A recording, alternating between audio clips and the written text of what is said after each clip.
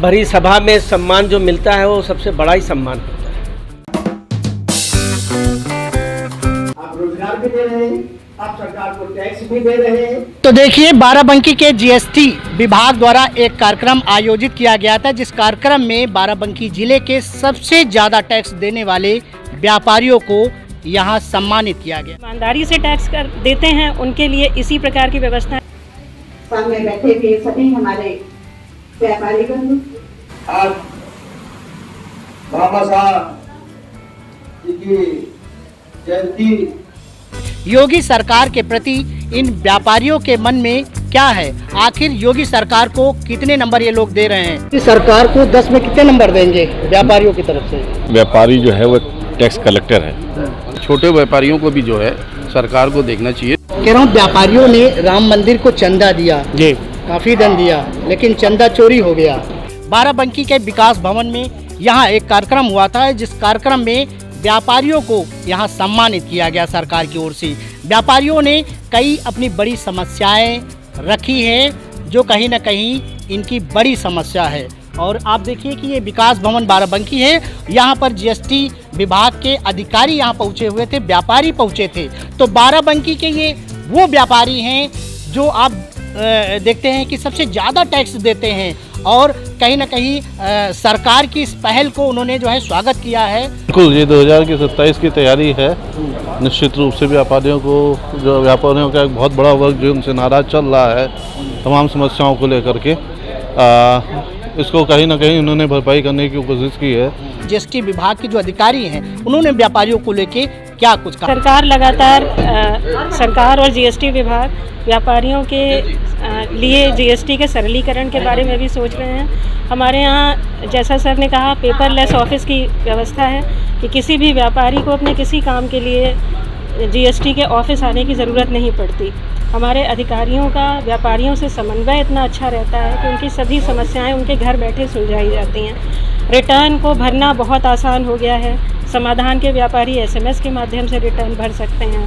2.5 लाख तक के पेमेंट पे, जो सरकारी पेमेंट हो रहा है, उस पर कोई टीडीएस की व्यवस्था नहीं की गई।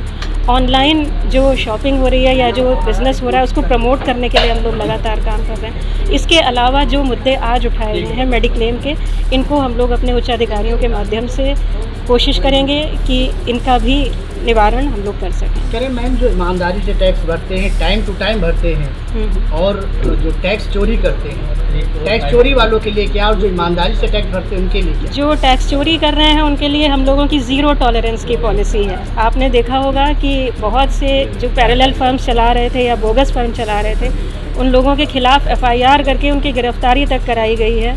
और हम लोग सभी तरह के कोएर्सिव मेजर्स उनके खिलाफ अपनाते हैं, जैसे कुर्की, गिरफ्तारी, नीलामी, ये सब हो रहा है। और जो ईमानदारी से टैक्स कर देते हैं उनके लिए इसी प्रकार की व्यवस्था है। अभी कुछ दिन पहले हम लोगों के यहाँ जब टैक्स रेट्स चेंज हुई थी, तो संवाद कार्यक्रम आयोजित किया गया था, जिसमें कि हम लोगों ने व्यापारियों को इसी तरह 1 to 1 बुला के उनको ये बताया था कि टैक्स रेट में जो कमी आ रही है, उसको किस तरह से उनको और हम लोगों को किस तरह से उस नए रेल्म में एडजस्ट करना है। इसके अलावा कभी भी कोई समस्या होती है तो हम लोग अपने यहाँ रजिस्ट्रेशन के लिए कैंप्स भी लगाते हैं।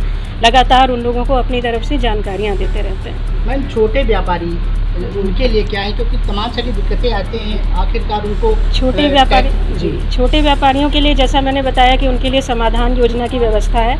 1.5 करोड़ तक के टर्नओवर के व्यापारी समाधान योजना ऑप्ट करके अपना रिटर्न, जो भी उनका टैक्स बनता है, 1% के रेट से दे सकते हैं। उनके लिए जो मैंने आपको बताया कि एसएमएस के माध्यम से भी रिटर्न अपना दाखिल कर सकते हैं। और यहाँ पे भी छोटे उद्यमियों को, महिला उद्यमियों को हम लोगों ने आगे लाने की कोशिश की है, और मेरी उम्मीद है कि इसी स्पिरिट के साथ हम लोग आगे भी कंटिन्यू करते रहेंगे। सरकार ने जब से भारतीय जनता पार्टी 2014 में माननीय मोदी जी के नेतृत्व में, 2017 में माननीय योगी जी के नेतृत्व में प्रदेश की सरकार बनी है, तभी से व्यापारियों के लिए उनके जन कल्याणकारी योजनाओं को लागू करने का काम किया है। चाहे वो कैसे उनका व्यापार आगे बढ़ पाए उस पर सरकार काम कर रही है। इसलिए बहुत सारी उनके लिए जन कल्याणकारी योजनाएं, और उनको कैसे सहूलियत दिया जाए जिससे उनका व्यापार आगे बढ़ सके, उस पर सरकार निरंतर कार्य कर रही है। मैं देख रहा हूँ ये बाराबंकी के वो व्यापारी हैं जो ईमानदारी से टैक्स भरते हैं, और सबसे ज़्यादा टैक्स, तो क्या विशेष सम्मान नहीं देना? सबसे बड़ा टैक्स भरते हैं तो सबसे बड़ा सम्मान चाहिए। आप भरी सभा में सम्मान जो मिलता है वो सबसे बड़ा ही सम्मान होता है।